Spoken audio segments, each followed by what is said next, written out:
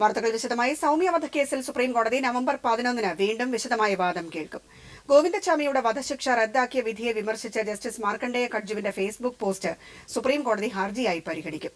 അതേസമയം കോടതിയിൽ നേരിട്ട് ഹാജരാകില്ല എന്ന് കട്ജു വ്യക്തമാക്കിയിട്ടുണ്ട്. സൗമ്യ കേസിൽ സംസ്ഥാന സർക്കാരും സൗമ്യയുടെ അമ്മ സുമതിയും നൽകിയ പുനഃപരിശോധനാ ഹർജിയിൽ അസാധാരണമായ നടപടികളിലേക്കാണ് സുപ്രീം കോടതി കടക്കുന്നത്.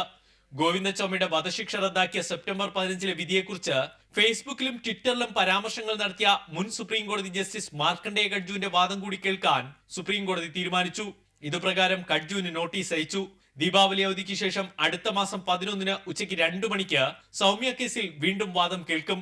മാർക്കണ്ഡേയ കട്ജുവിനെ കൂടി കക്ഷി ചേർക്കാൻ സ്വമേധയാ സുപ്രീം കോടതി തീരുമാനിക്കുകയായിരുന്നു. സംസ്ഥാന സർക്കാരിന് വേണ്ടി അറ്റോർണി ജനറൽ മുകുൾ റോത്തക്കി ഹാജരായി.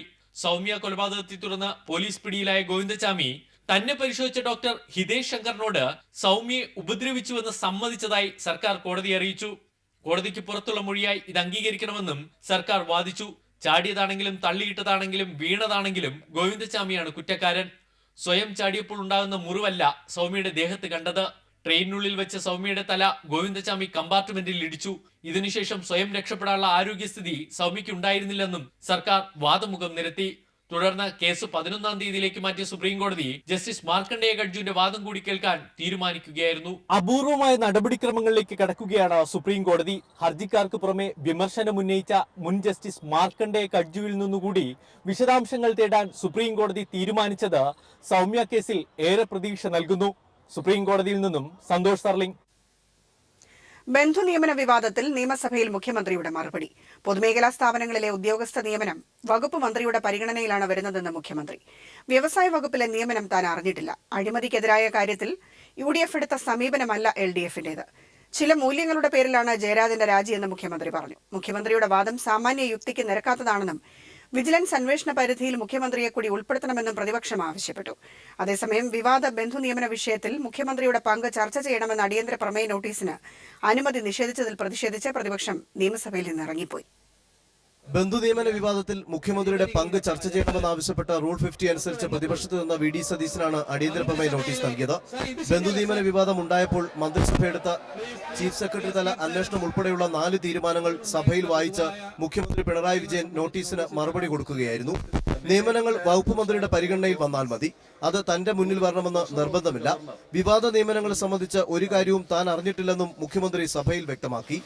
റൂൾസ് ഓഫ് ബിസിനസ് അനുസരിച്ച് ബന്ധപ്പെട്ട വകുപ്പ് മന്ത്രിക്കാണ് നിയമനാധികാരം. മുഖ്യമന്ത്രിയുടെ പരിഗണനയ്ക്ക് വരേണ്ടതിൻ്റെ ആവശ്യമില്ല, വന്നിട്ടുമില്ല. സർ, ഇതാണ് വസ്തുത എന്നിരിക്കെ ആ നിലക്കുള്ള ആക്ഷേപങ്ങൾക്കൊന്നും യാതൊരു അടിസ്ഥാനവുമില്ല. അതേസമയം മുഖ്യമന്ത്രി വീണിടത്ത് കിടന്ന് ഉരുളുകയാണെന്നും മുഖ്യമന്ത്രി നിഷ്കളങ്കനായി മാറിയിരിക്കുന്നുവെന്നും VD സതീശൻ പറഞ്ഞു. നിയമനങ്ങൾ മുഖ്യമന്ത്രി അറിഞ്ഞിട്ടില്ല എന്ന വാദം സാമാന്യ ബുദ്ധിയുള്ളവർ അംഗീകരിക്കുകയില്ല. EP ജയരാജൻ കുറ്റസമ്മതം നടത്തിയ പശ്ചാത്തലത്തിൽ ക്വിക്ക് വെരിഫിക്കേഷൻ നടത്താതെ FIR ഇട്ട് കേസെടുക്കണമെന്നും VD സതീശൻ ആവശ്യപ്പെട്ടു. വഴിവിട്ട നീക്കങ്ങൾ ഉണ്ടാകരുത്, അതാണ് സർക്കാർ നിലപാട്. ഇക്കാര്യത്തിൽ പ്രത്യേക പരിരക്ഷ ആർക്കും ഉണ്ടാകുകയില്ലെന്നും മൂല്യങ്ങൾ ഉയർത്തിപ്പിടിച്ചാണ് ജയരാജൻ രാജിവെച്ചതെന്നും മുഖ്യമന്ത്രി വീണ്ടും സഭയിൽ പറഞ്ഞു. നിയമനങ്ങളെല്ലാം മുഖ്യമന്ത്രി അറിഞ്ഞുകൊള്ളണമെന്നില്ലെന്നും അദ്ദേഹം അറിയിച്ചു. മുഖ്യമന്ത്രിയുടെ വിശദീകരണത്തെ തുടർന്ന് സ്പീക്കർ ചർച്ചയ്ക്ക് അനുമതി നിഷേധിച്ചു. ചട്ടങ്ങൾ കാറ്റിൽ പറത്തിയാണ് നിയമനങ്ങൾ നടന്നതെന്നും അതിന് തെളിവുണ്ടെന്നും പിന്നീട് സംസാരിച്ച പ്രതിപക്ഷ നേതാവ് രമേശ് ചെന്നിത്തല ആരോപിച്ചു. വ്യവസായ വകുപ്പ് സെക്രട്ടറി ഫയലിൽ കുറിപ്പെഴുതിയതും മുഖ്യമന്ത്രി കണ്ടില്ലെന്ന് പറയുന്നത് ആരും വിശ്വസിക്കുകയില്ലെന്നും ചെന്നിത്തല പറഞ്ഞു.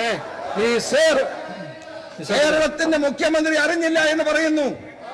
അഡീഷണൽ ചീഫ് സെക്രട്ടറി ഇൻഡസ്ട്രീസ് എഴുതിയിരിക്കുന്നത് ഇൻഡസ്ട്രീസ് മിനിസ്റ്റർ മുഖേന മുഖ്യമന്ത്രിക്ക് ഈ ഫയൽ നൽകണമെന്നാണ്. എനിക്ക് മുഖ്യമന്ത്രിയോട് ചോദിക്കാനുള്ളത്, അങ്ങ് ഈ ഫയൽ കണ്ടിട്ടുണ്ടോ? ഇതുമായി ബന്ധപ്പെട്ട ഫയലുകൾ അങ്ങ് മേശപ്പുറത്ത് വെക്കുമോ?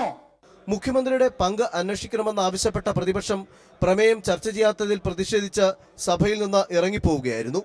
Sunil Arimanoor, news bureau, Thiruvananthapuram. തന്റെ രാജി ഉന്നതമായ രാഷ്ട്രീയ ചിന്തയുള്ളതുകൊണ്ടാണെന്നും ആരെയും ചട്ടവിരുദ്ധമായി നിയമിച്ചിട്ടില്ലെന്നും EP ജയരാജൻ നിയമസഭയിൽ. തന്റെ രക്തത്തിനു വേണ്ടി പ്രതിപക്ഷം ദാഹിക്കുകയാണെന്നും മാധ്യമങ്ങൾ തന്നെ വേട്ടയാടുകയാണെന്നും ജയരാജൻ പറഞ്ഞു. നിയമസഭയിൽ ചട്ടം 64 പ്രകാരം നടത്തിയ പ്രത്യേക പ്രസ്താവനയിലായിരുന്നു ജയരാജന്റെ പരാമർശം. വിജിലൻസിനെ കൂട്ടിലടച്ച തത്തയോട് ഉപമിച്ച പരാമർശത്തിൽ നിയമസഭയിൽ വാദപ്രതിവാദം. വിജിലൻസ് തത്ത ഇപ്പോൾ ക്ലിഫ് ഹൌസിന് ചുറ്റും കറങ്ങുകയാണെന്ന് പ്രതിപക്ഷം ആരോപിച്ചപ്പോൾ തത്തയുടെ ചിറകില്ലാതാക്കാൻ തങ്ങളില്ല എന്ന് മുഖ്യമന്ത്രി തിരിച്ചടിച്ചു. ഇങ്ങനെ തത്തയെക്കുറിച്ചുള്ള വ്യത്യസ്ത പരാമർശങ്ങൾ സഭയിൽ ചിരി പടർത്തി. ഇ പി ജയരാജന്റെ രാജിയോടെ നിയമസഭയിലെ ഇരിപ്പിടങ്ങളിൽ മാറ്റം. നേരത്തെ ജയരാജൻ ഇരുന്നിരുന്ന മുഖ്യമന്ത്രിയുടെ തൊട്ടടുത്തുള്ള രണ്ടാമത്തെ സീറ്റിൽ മന്ത്രി എ കെ ബാലനാണ് ഇനി മുതൽ ഉണ്ടാവുക. ഇ പി ജയരാജൻ ഭരണപക്ഷത്തെ രണ്ടാം നിരയിലേക്ക് മാറി. രണ്ടാം നിരയിലായിരുന്ന ജി സുധാകരൻ ഒന്നാം നിരയിലുമെത്തി. 14-ാം നിയമസഭയുടെ രണ്ടാം സമ്മേളനത്തിൽ ആദ്യമായി ബഹളങ്ങളില്ലാതെയാണ് ഇന്ന് സഭാ നടപടികൾ പുരോഗമിച്ചത്. പ്രതിപക്ഷം സഭ തുടർച്ചയായി സ്തംഭിപ്പിക്കുന്നതിനെതിരെ മുഖ്യ ഘടകകക്ഷിയായ ലീഗ് ഉൾപ്പെടെ നടപടിയെടുത്തിരുന്നു. ബന്ധു നിയമന വിവാദത്തിൽ മുൻമന്ത്രി ഇ പി ജയരാജനെതിരായ ഹർജി തിരുവനന്തപുരം വിജിലൻസ് കോടതി തീർപ്പാക്കി. കേസിൽ പ്രാഥമിക അന്വേഷണം നടക്കുന്നതായി വിജിലൻസ് കോടതിയെ അറിയിച്ചു. അതേസമയം UDF സർക്കാരിന്റെ കാലത്ത് നടന്ന ബന്ധു നിയമനത്തിനെതിരായ ഹർജിയിൽ ഈ മാസം 21-ന് റിപ്പോർട്ട് സമർപ്പിക്കാൻ കോടതി ഉത്തരവിട്ടു. ബന്ധുനിയമന വിവാദത്തിൽ മുഖ്യമന്ത്രി പിണറായി വിജയന്റെ പങ്കും അന്വേഷിക്കണമെന്നാവശ്യപ്പെട്ട് കോൺഗ്രസ് നിയമസഭയിലേക്ക് മാർച്ച് നടത്തി. KPCC അധ്യക്ഷൻ VM സുധീരൻ മാർച്ച് ഉദ്ഘാടനം ചെയ്തു. വിജിലൻസ് കമ്മീഷണർ ആരോപണ വിധേയനായതുകൊണ്ട് വിജിലൻസ് കമ്മീഷനെ നിയോഗിക്കണമെന്നും സുധീരൻ ആവശ്യപ്പെട്ടു.